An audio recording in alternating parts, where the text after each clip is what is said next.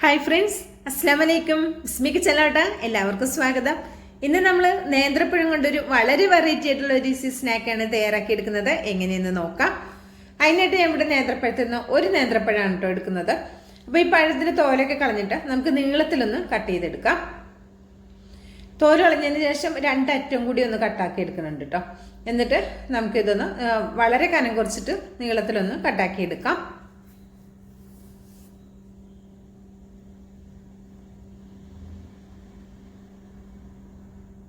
ഒരു 5 പീസാട്ടോ കിട്ടിയിട്ടുള്ളത്. ഒരു ചെറിയ പീസും ബാക്കി 4 പീസും കേട്ടോ. അങ്ങനെ 5 പീസാണ് കിട്ടിയിട്ടുള്ളത്.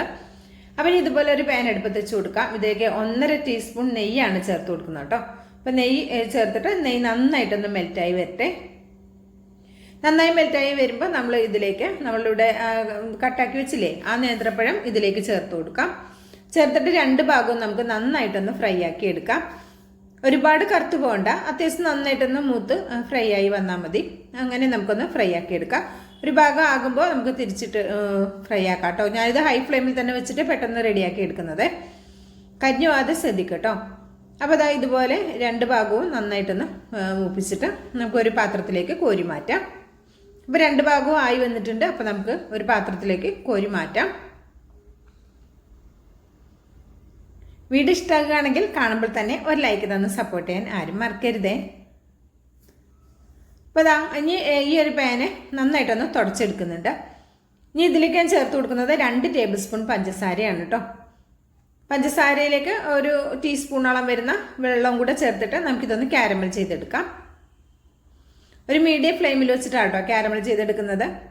ഇതും നന്നായിട്ട് ഒന്ന് കാരമൽ ചെയ്തെടുക്കുക. അപ്പോൾ കരിഞ്ഞു പോകരുത്, കരിഞ്ഞു പോകാതെ പ്രത്യേകം ശ്രദ്ധിക്കുക കേട്ടോ. ഒരുപാട് പുകഞ്ഞു പോയിട്ടുണ്ടെങ്കിൽ ഒരു ചൊവ്വ വരും. ഇതിലേക്ക് ഒരു ടീസ്പൂൺ ബട്ടർ കൂടെ ചേർത്ത് കൊടുത്തിട്ടുണ്ട്. എന്നിട്ട് ഇത് ബട്ടർ ഒന്ന് മെൽറ്റ് ആവുന്നത് വരെ നന്നായിട്ട് ഇതൊന്ന് മിക്സ് ആക്കി എടുക്കുക. ബട്ടർ ചേർക്കുമ്പോൾ ലോ ഫ്ലെയിമിൽ വെക്കാനും ശ്രദ്ധിക്കണം. എന്നിട്ട് നമ്മളിത് റെഡിയാക്കുന്ന പാത്രത്തിലേക്ക് അപ്പം തന്നെ ഒഴിച്ചു കൊടുക്കാം. പെട്ടെന്ന് തന്നെ ഇത് കട്ടയാകും, അതുകൊണ്ട് പെട്ടെന്ന് തന്നെ ഇത് ഒഴിച്ചു കൊടുക്കാൻ ശ്രദ്ധിക്കും കേട്ടോ. അപ്പോൾ ഇതുപോലെ ഞാനൊന്ന് ഒഴിച്ച് ഇവിടെ മാറ്റി വെച്ചിട്ടുണ്ട്. പിന്നെ ഒരു പാത്രം എടുത്തിട്ടുണ്ട്. ഇതിലേക്ക് വറുക്കാത്ത റവയാണ് എടുത്തത്. 1/2 കപ്പ് വറുക്കാത്ത റവ എടുത്തിട്ടുണ്ട്.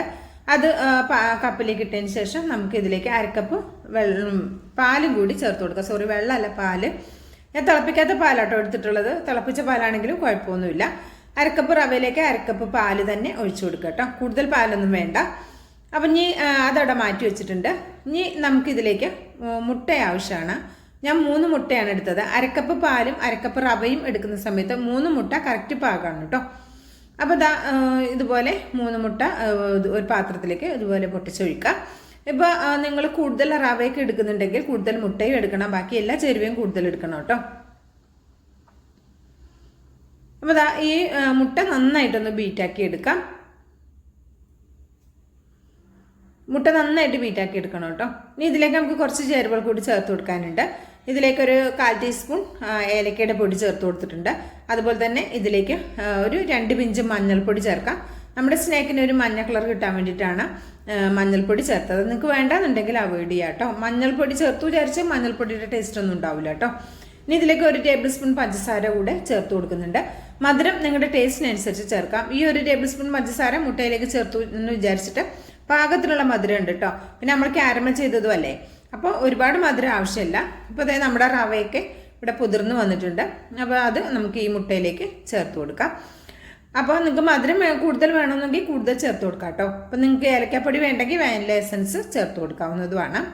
ഇനി റവ പുതിർന്ന് കിട്ടിയിട്ടുള്ള ഈ റവയും കൂടി ചേർത്തതിന് ശേഷം നന്നായിട്ട് മിക്സ് ആക്കി എടുക്കാം കേട്ടോ. ഈ റവ മുട്ടയിൽ നന്നായിട്ട് യോജിക്കുന്ന മാതിരി നന്നായിട്ട് മിക്സ് ആക്കി കൊടുക്കാം. പിന്നെ മുട്ടയിലേക്ക് നമ്മൾ പഞ്ചസാര ചേർക്കുമ്പോൾ പഞ്ചസാര നന്നായിട്ട് മെൽറ്റാവുന്ന വരെ മുട്ട നന്നായിട്ടൊന്ന് ബീറ്റാക്കി എടുക്കണം കേട്ടോ. ഇപ്പോൾ ഇതാ ഇതുപോലെ നന്നായി മിക്സ് ആക്കിയതിന് ശേഷം നമ്മളിവിടെ കാരമൽ സിറപ്പ് ഒഴിച്ചു വെച്ചില്ലേ, അതിലേക്ക് നമ്മളിവിടെ വറുത്ത് ഫ്രൈ ആക്കി വെച്ചിട്ടുള്ള നമ്മുടെ നേന്ത്രപ്പഴം വെച്ച് കൊടുക്കണം. അപ്പോൾ നേന്ത്രപ്പഴം ഇതിലേക്ക് നമുക്ക് വെച്ച് കൊടുക്കാം.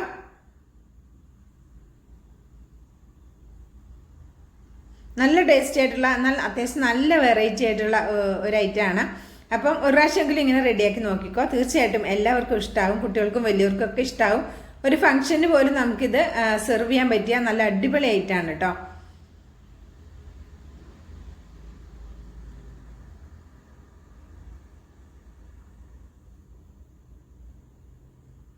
അപ്പോൾ ഇതാ നമ്മുടെ പഴമൊക്കെ ഇതുപോലെ ഫുള്ളായിട്ട് ഫില്ലാക്കി കൊടുക്കുക. അപ്പം നിങ്ങൾക്ക് ഏതൊരു സ്റ്റീൽ പാത്രം അങ്ങനെ ഏത് പാത്രത്തിൽ വേണമെങ്കിലും ഇത് റെഡിയാക്കി എടുക്കാം. ഞാനൊരു ചെറിയ കേക്ക് ടിന്നാണ് എടുത്തിട്ടുള്ളത് കേട്ടോ, കേക്ക് ഉണ്ടാക്കുന്ന ടിന്നാണ് എടുത്തിട്ടുള്ളത്. അപ്പോൾ ഇതിലേക്ക് ഇത് ഒന്നും കൂടി നന്നായിട്ട് മിക്സ് ആക്കണം കേട്ടോ. ഒഴിക്കണ നേരത്ത് റവ നമ്മൾ ചേർത്തതുകൊണ്ട് ചിലപ്പോൾ അടിയിൽ നിൽക്കാൻ ചാൻസ് ഉണ്ട്. അപ്പം നന്നായിട്ട് മിക്സ് ആക്കിയതിന് ശേഷം ഒഴിച്ചു കൊടുക്കുക. ഇപ്പം ഞാനൊരു ആവിപാത്രത്തിൽ കുറച്ച് വെള്ളം തിളപ്പിക്കാൻ വേണ്ടി വെച്ചിട്ടുണ്ട്. ഇത് നമ്മൾ ആവിയിലാണ് വേവിച്ചെടുക്കുന്നത്. നല്ല ഹെൽത്തി ആയിട്ടുള്ള ഒരു സ്നാക്കാണ്. അവിടെ വെള്ളം നന്നായി തിളച്ച് വന്നപ്പോൾ ഫ്ലെയിം ഒന്ന് കുറച്ച് കൊടുത്തിട്ടുണ്ട് കേട്ടോ. ഇനി ഇത് നമുക്കൊന്ന് കവർ ചെയ്ത് കൊടുക്കണം കേട്ടോ. ഇതിൻ്റെ ഉള്ളിലേക്ക് വെള്ളമൊന്നും കിടക്കാതിരിക്കാനായിട്ടാണ് നമ്മളൊന്ന് കവർ ചെയ്ത് കൊടുക്കുന്നത്. അപ്പോൾ ഇതുപോലെ ഒരു ഫോയിൽ പേപ്പറോ അല്ലെങ്കിൽ ഈ പാത്രത്തിന് പറ്റിയ ഒരു അടപ്പോ, നിങ്ങൾ എടുക്കുന്ന ഏത് പാത്രമാണോ ആ പാത്രത്തിന് പറ്റിയ ഒരു അടപ്പോ വെച്ച് കൊടുത്താൽ മതി. ഈ ഫ്ലെയിം ഒന്ന് കുറച്ച് വെച്ചിട്ട് പാത്രത്തിൻ്റെ ഇതിലേക്ക് ഇറക്കി വെക്കാൻ വേണ്ടിയിട്ടാട്ടോ, അല്ലെങ്കിൽ കൈ പൊള്ളൂലേ, ആവി തിട്ടിട്ട് കൈ പൊള്ളൂ കേട്ടോ. അത് ശ്രദ്ധിക്കണം. നല്ല കുറച്ച് വെച്ചിട്ട് ഇറക്കി വെച്ച് കൊടുത്താൽ മതി. എന്നിട്ട് ഹൈ ഫ്ലെയിമിൽ വെച്ചിട്ട് ഒരു 3 മിനിറ്റോളം നമുക്ക് ഇത് ഹൈ ഫ്ലെയിമിൽ വെക്കണം. എനിക്കൊരു 20 മിനിറ്റാണ് ഇത് കുക്കിംഗ് ടൈം വന്നിട്ടുള്ളത്. ബാക്കി സമയം ഇത് മീഡിയം ഫ്ലെയിമിൽ വെച്ചിട്ട് റെഡിയാക്കി എടുത്താൽ മതി. അപ്പോൾ ഇടയ്ക്കൊന്ന് നോക്കണം കേട്ടോ, തുറന്നിട്ട് വെള്ളം വറ്റി എന്തെങ്കിലും പോയിട്ടുണ്ടോയെന്ന്. അപ്പോൾ ഉണ്ടെങ്കിൽ കുറച്ച് ചൂടുവെള്ളം ഇതിലാകാതെ ഒന്ന് പതുക്കെ ഒന്ന് ഒഴിച്ചു കൊടുത്താൽ മതി. എനിക്കിവിടെ 20 മിനിറ്റ് കൊണ്ട് തന്നെ ഇവിടെ റെഡിയായി വന്നിട്ടുണ്ട്. കയ്യിലൊന്നും ഒട്ടിപ്പിടിക്കുന്നില്ല കേട്ടോ. നല്ല പെർഫെക്റ്റ് ആയിട്ട് മസാല കിട്ടിയിട്ടുണ്ട്. അപ്പോൾ ഇനി നമുക്ക് ഫ്ലെയിമൊക്കെ അങ്ങ് ഓഫാക്കി കൊടുത്തേക്കാം. ഒരു സ്ക്വയർ കൊണ്ട് കുത്തി നോക്കുമ്പോൾ ഒട്ടും ഒട്ടിപ്പിടിക്കുന്നൊന്നുമില്ല. ഇങ്ങനെ ഒന്ന് കുത്തി നോക്കുക നടുക്ക്. അപ്പോൾ ഉണ്ടെങ്കിൽ ഒരു 5 മിനിറ്റ് കൂടി വെച്ചാൽ മതി. അപ്പോൾ ഇനി ഫ്ലെയിമൊക്കെ ഓഫാക്കിയിട്ട് ഇത് നമുക്ക് പുറത്തേക്ക് എടുത്ത് വെക്കാം. ഇതൊന്ന് ചെറുതായിട്ട് ചൂടാറട്ടെ കേട്ടോ. അപ്പോൾ ഇത് ചെറുതായിട്ട് സൈഡൊക്കെ ചൂടാറിയിട്ടുണ്ട്, നടുക്ക് കുറച്ച് ചൂടുണ്ട്. അപ്പോൾ ഇത് അത്യാവശ്യം നിങ്ങൾ ചെയ്യുന്ന സമയത്ത് നല്ലോണം ചൂടാറിയിട്ട് എടുത്താൽ മതി കേട്ടോ. വേണമെങ്കിൽ ഫ്രിഡ്ജിൽ വെച്ച് തണുപ്പിച്ചിട്ടും ഉപയോഗിക്കാവുന്ന ഒരു ഐറ്റമാണ്. കുറച്ച് ചൂടുള്ളതുകൊണ്ടാണ് നടുക്ക് അങ്ങനെ ഒട്ടിപ്പിടിച്ചിരിക്കുന്നത് കേട്ടോ. ചൂട് ഫുള്ളായിട്ട് മാറിയാൽ അത് നന്നായിട്ട് മെൽറ്റായി ഇതുപോലെ പുറത്തേക്ക് ഇങ്ങനെ നല്ല ലൂസ് പരുവത്തിൽ കിട്ടും. അപ്പം നിങ്ങൾക്കിത് ഇഷ്ടമുള്ള ഷേപ്പിൽ ഇത് കട്ടാക്കി എടുക്കാം. അങ്ങനെ നേന്ത്രപ്പഴവും പാലും റവയും ഒക്കെ നമ്മുടെ വീട്ടിൽ കാണുന്ന സാധാരണ ചേരുവകൾ വെച്ചിട്ട് നല്ല വെറൈറ്റി ആയിട്ടുള്ള ഒരു അടിപൊളി സ്നാക്കാണ് തയ്യാറാക്കി എടുത്തിട്ടുള്ളത്. വീഡിയോ ഇഷ്ടമാകുകയാണെങ്കിൽ കാണുമ്പോൾ തന്നെ ഒരു ലൈക്ക് തന്ന് സപ്പോർട്ട് ചെയ്യാൻ ആരും മറക്കരുത്. ഇത് നമുക്കൊരു 3 ലെയർ പോലെയാണ് കിട്ടിയിട്ടുള്ളത്. ഇത് മുട്ട കാണുമ്പോൾ തന്നെ അറിയാം, മുട്ട, റവ, പഴം, അതിങ്ങനെ 3 സെപ്പറേറ്റ് ലെയർ പോലെ നിൽക്കുന്നുണ്ട്. നല്ല ടേസ്റ്റി ആയിട്ടുള്ള ഒരു അടിപൊളി സ്നാക്കാണ് കേട്ടോ. കുട്ടികൾക്കും വലിയവർക്കും ഒക്കെ ഇഷ്ടമാകും. അതുപോലെ തന്നെ ഒരു ഫംഗ്ഷൻ പരിപാടികളൊക്കെ ഉണ്ടെങ്കിൽ നമുക്ക് സ്നാക്കായിട്ട് സെർവ് ചെയ്യാൻ പറ്റിയ, നമ്മുടെ വീട്ടിലൊക്കെ ഉണ്ടാകുന്ന ചെറിയ പരിപാടികൾക്കൊക്കെ നമുക്ക് സെർവ് ചെയ്യാൻ പറ്റിയ ഒരു അടിപൊളി സ്നാക്കാണ്. അപ്പോൾ പഴം വെച്ചിട്ട് ഇതുപോലെ ഒരുപാട് വെറൈറ്റി ആയിട്ടുള്ള റെസിപ്പി നമ്മൾ ചെയ്തിട്ടുണ്ട്. വീഡിയോ ഇഷ്ടമാകുകയാണെങ്കിൽ തീർച്ചയായിട്ടും ഒരു ലൈക്ക് തന്ന് സപ്പോർട്ട് ചെയ്യണം. ബിസ്മി കിച്ചൺ എന്ന യൂട്യൂബ് ചാനൽ സബ്സ്ക്രൈബ് ചെയ്ത് കാണുന്ന എൻ്റെ എല്ലാ പ്രിയ കൂട്ടുകാരും ഒന്ന് സബ്സ്ക്രൈബ് ചെയ്ത് ബെല്ലൈക്കൺ ഒന്ന് എനേബിൾ ചെയ്ത് വെച്ചാൽ മാത്രമേ നമ്മളിടുന്ന വീഡിയോസിൻ്റെ നോട്ടിഫിക്കേഷൻ നിങ്ങളിലേക്ക് കറക്റ്റായിട്ട് എത്തുള്ളൂ. അപ്പോൾ ഇത് നമുക്ക് സെർവ് ചെയ്യുന്ന ഒരു പാത്രത്തിലേക്ക് മാറ്റി കൊടുക്കാം.